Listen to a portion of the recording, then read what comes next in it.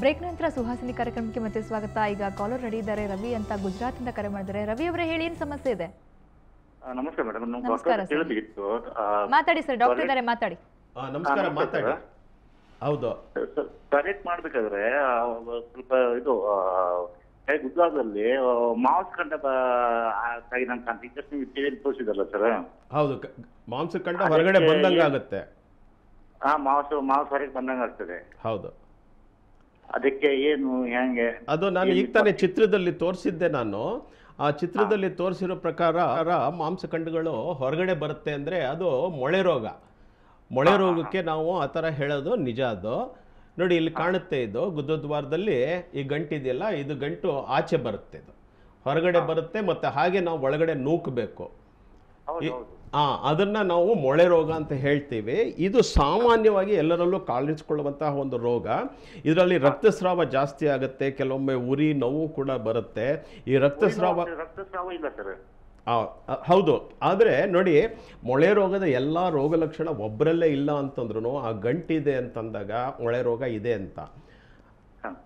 ಹಾಗೆ ನಿಮಗೆ ರಕ್ತಸ್ರಾವ ಆಗೋದಾಗಲಿ, ಕಕ್ಕಸ್ ಮಾಡೋದಕ್ಕೆ ಮಲಬದ್ಧತೆ ಆಗಿ, ಅಥವಾ ಉರಿ ನೋವು ಕಡಿತ ಇನ್ನೇನೇ ತೊಂದರೆ ಇದ್ದಾಗ ನಾವು ಚಿಕಿತ್ಸೆ ಪಡೀರಿ ಅಂತ ಹೇಳ್ತೀವಿ. ಆ ಥರ ಏನು ತೊಂದರೆ ಇಲ್ಲ ಅಂದಾಗ ಚಿಕಿತ್ಸೆ ಪಡೀದೇ ಇದ್ರೂ ಪಡಿಲೇಬೇಕು ಅಂತ ಯಾರೂ ಹೇಳೋದಿಲ್ಲ.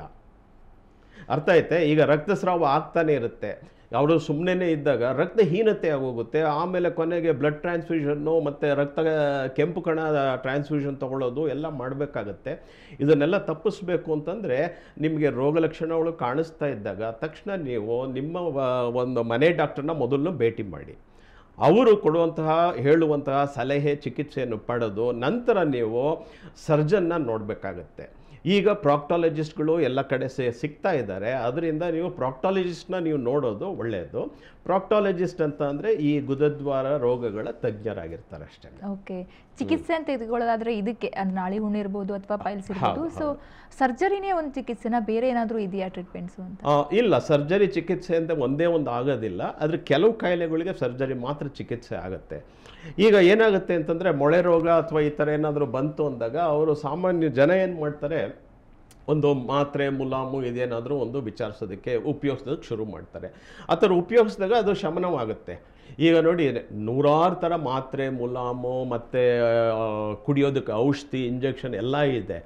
ಆದರೆ ನೂರಾರು ಥರ ಇದೆ ಅಂತಂದರೆ ಯಾವುದೋ ಒಂದು ಸರಿ ಕೆಲಸ ಮಾಡಲ್ಲ ಅಂತ. ಅದು ಕ್ಯೂರ್ ಮಾಡೋ ಕೆಪಾಸಿಟಿ ಇಲ್ಲ. ಅದು ಏನಿದ್ರು ಕಂಟ್ರೋಲ್ ಮಾಡುತ್ತೆ, ಶಮನ ಮಾಡುತ್ತೆ. ಈ ಆಯುರ್ವೇದಿಕ್ತು ಪರ್ಟಿಕ್ಯುಲರ್ಲಿ ನಾವು ಟಿ ವಿಗಳಲ್ಲಿ ಮತ್ತು ಪೇಪರ್ಗಳಲ್ಲಿ ಬಹಳಷ್ಟು ಅಡ್ವರ್ಟೈಸ್ಮೆಂಟ್ನ ನೋಡ್ತೀವಿ. ಆದರೆ ಎಲ್ಲ ಮಾಡೋದು ಒಂದೇ ಕೆಲಸ. ಏನು ಅಂದರೆ, ಈ ಕೆಂಡ ಇದ್ದರೆ ಅದ್ರ ಮೇಲೆ ಬೂದಿ ಮುಚ್ಚಿದಂಗೆ ಒಳಗಡೆ ಕಾಯಿಲೆ ಹಾಗೇ ಇರುತ್ತೆ. ಮತ್ತೆ ಮತ್ತೆ ಅದು ಉಲ್ಬಣ ಆಗುತ್ತೆ. ನೀವು ಉಪಯೋಗಿಸ್ತಿರೋ ಒಂದು ಮುಲಾಮ್ಗೆ ನಿಲ್ಲಿಸಿದ ತಕ್ಷಣ ಮತ್ತೆ ಉಲ್ಬಣ ಆಗುತ್ತೆ. ಹಾಗಿರೋದು ಬಹಳ ತಪ್ಪಾಗುತ್ತೆ. ಯಾಕೆಂದರೆ ತುಂಬ ಉಲ್ಬಣ ಆಗಿ ತುಂಬ ರಕ್ತಹೀನತೆ ಆಗಿ ಒಂದು ಜೀವನೇ ಹಿಂಡುವಂಥ ಸ್ಥಿತಿಗೆ ಹೋದ್ಮೇಲೆ ಇವರು ಚಿಕಿತ್ಸೆ ಪಡಿಬೇಕಾಗತ್ತೆ. ಅದಕ್ಕೆ ಮೊದಲು ರೋಗ ಲಕ್ಷಣಗಳು ಜಾಸ್ತಿ ಅನ್ಸಿದ ತಕ್ಷಣ ಚಿಕಿತ್ಸೆ ಪಡಿಬೇಕಾಗತ್ತೆ. ಓಕೆ, ಹಾಗೆಯೇ ಈಗ ಮೊಳೆ ರೋಗಕ್ಕೆ ಚಿಕಿತ್ಸೆ ಪಡಿಬೇಕು. ಕ್ರಯೋ ಸರ್ಜರಿ ಅನ್ನೋದು ಬಹಳ ಯಶಸ್ವಿಯಾಗಿ ಮಾಡಬಹುದಂಥ ಒಂದು ಸಾಧಾರಣ ಸರ್ಜರಿ ಆಗಿರುತ್ತದೆ. ಹಾಗೆ ಈ ಫಿಸ್ಟುಲಾ ಅಂತ ಹೇಳಿದ್ವಲ್ಲ, ಆ ಫಿಸ್ಟುಲಾ ಅಂದರೆ ನಾಳಿ ಹುಣ್ಣು. ಇದು ಕುರು ಆಗುತ್ತೆ ಮೊದಲು. ನಾನು ಮತ್ತೊಮ್ಮೆ ಈಗ ಫಿಸ್ಟುಲಾ ಬಗ್ಗೆ ಮಾತಾಡ್ತೀನಿ ಅಂದಾಗ ಅದನ್ನು ತೋರಿಸ್ತೀನಿ.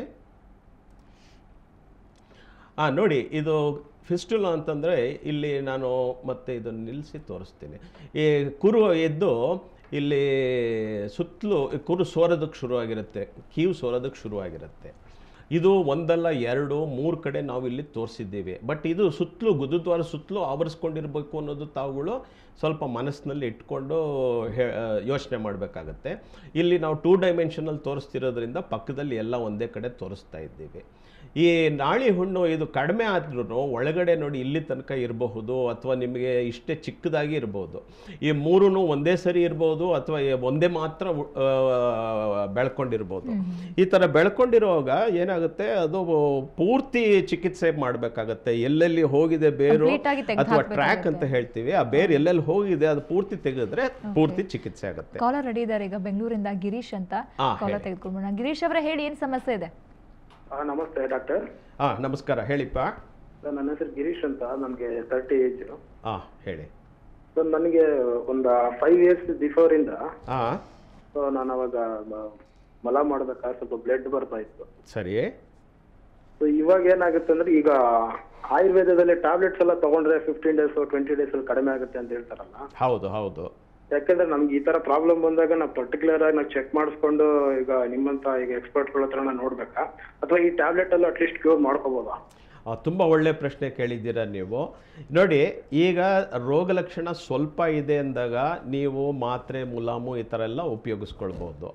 ಆದರೆ ಮತ್ತೆ ಮತ್ತೆ ಮರುಕಳಿಸ್ತಾ ನಿಮ್ಮ ಒಂದು ಜೀವನದ ದಿನಚರಿಯ ನಡವಳಿಕೆಗೆ ತೊಂದರೆ ಆಗ್ತಾ ಇದೆ ಅಂದರೆ ಬೆಳಿಗ್ಗೆ ಕಕ್ಕಸ್ ಮಾಡಿದ ತಕ್ಷಣ ನೋವು ಬರೋದು, ರಕ್ತ ತುಂಬ ಹೋಗೋದು, ಆವಾಗ ತಲೆ ಸುತ್ತದಂಗೆ ಆಗೋದು ಅಥವಾ ದಿನವಿಡೀ ಸುಸ್ತಾದಂಗೆ ಆಗೋದು, ಆ ನೋವು ದಿನ ಪೂರ್ತಿ ಇರೋದು, ಈ ಥರ ಎಲ್ಲ ಆದಾಗ ನೀವು ಸ್ಪೆಷಲಿಸ್ಟ್ಗಳನ್ನ ಖಂಡಿತ ನೋಡಬೇಕಾಗತ್ತೆ. ಆದರೆ ಯಾವಾಗೋ ಒಂದು ಅಪರೂಪಕ್ಕೆ ರೋಗ ಲಕ್ಷಣ ಕಂಡ ತಕ್ಷಣ ನಾವೇನು ಮಾಡಬೇಕು ಅಂದರೆ ಒಬ್ಬರು ಸರ್ಜನ್ ಖಂಡಿತವಾಗಿ ಮರೀದೇ ಹೇಳ್ತೀನಿ, ರೋಗ ಲಕ್ಷಣ ಕಂಡ ತಕ್ಷಣ ಖಂಡಿತವಾಗಿ ಸರ್ಜನ್ಗೆ ತೋರಿಸಿ ಒಳಗಿನ ಪರೀಕ್ಷೆ ಮಾಡಬೇಕು. ಅವರು ಬೆಟ್ನಲ್ಲಿ ಒಳಗಡೆ ಗುದ್ದದ್ವಾರದ ಒಳಗಡೆ ಮೊಳೆ ರೋಗ ಮಾತ್ರ ಇದೆಯಾ ಅಥವಾ ಬೇರೆ ಇನ್ಯಾವುದಾದ್ರು ಕೆಟ್ಟ ಕಾಯಿಲೆ ಇದೆಯಾ ಅಂತ ಅವರು ಪರೀಕ್ಷೆ ಮಾಡ್ತಾರೆ. ಅಂದರೆ ಹೇಳಬೇಕು ಅಂದರೆ ಈ ಅರ್ಬುದ ಕ್ಯಾನ್ಸರ್ ಕಾಯಿಲೆ ಕೂಡ ಈ ಮೊಳೆ ರೋಗದ ಲಕ್ಷಣಗಳನ್ನೇ ಇಟ್ಕೊಂಡು ಬರುವಂಥ ಕಾಯಿಲೆ ಆಗಿರೋದ್ರಿಂದ ನಾವು ತಕ್ಷಣ ಮೊದಲು ಪರೀಕ್ಷೆ ಮಾಡಿಸಲೇಬೇಕು. ಮೊದಲು ರಕ್ತ, ಉರಿ, ನೋವು ಏನೇ ತೊಂದರೆ ಆದಾಗ ಒಳಗಿನ ಪರೀಕ್ಷೆ ಸರ್ಜನ್ ಹತ್ರ ಮಾಡಿಸ್ಬೇಕು. ನಂತರ ಇದು ಮೊಳೆ ರೋಗನೇ ಇದು ತುಂಬ ಜಾಸ್ತಿ ತೊಂದರೆ ಕೊಡ್ತಿದ್ದಾಗ ನೀವು ಸರ್ಜನ್ ಹತ್ರನೂ ಮಾಡಿಸ್ಬೋದು ಅಥವಾ ಪ್ರಾಕ್ಟಾಲಜಿಸ್ಟು ನಿಮಗೆ ಲಭ್ಯ ಇದ್ದರೆ ಅವ್ರ ಹತ್ರ ಕೂಡ ಚಿಕಿತ್ಸೆ ಮಾಡಿಸ್ಬೋದು. ಓಕೆ ಸರ್, ಈಗ ಬ್ರೇಕ್ ತೆಗೆದುಕೊಳ್ಳುವಂಥ ಸಮಯ. ಸೊ ವೀಕ್ಷಕರೇ, ಮತ್ತಷ್ಟು ಹಾಗೇನೆ ನಾಳಿ ಹುಣ್ಣು ಇರ್ಬೋದು ಅಥವಾ ಮೂಲವ್ಯಾಧಿಗೆ ಪತ್ತೆ ಅಂದರೆ ಏನು ತಿನ್ನಬೇಕು ಏನು ತಿನ್ನಬಾರ್ದು ಅದ್ರ ಬಗ್ಗೆ ತಿಳ್ಕೊಂಡು ನಮ್ಮ ಚಿಕ್ಕ ಬ್ರೇಕ್ನ ನಂತರ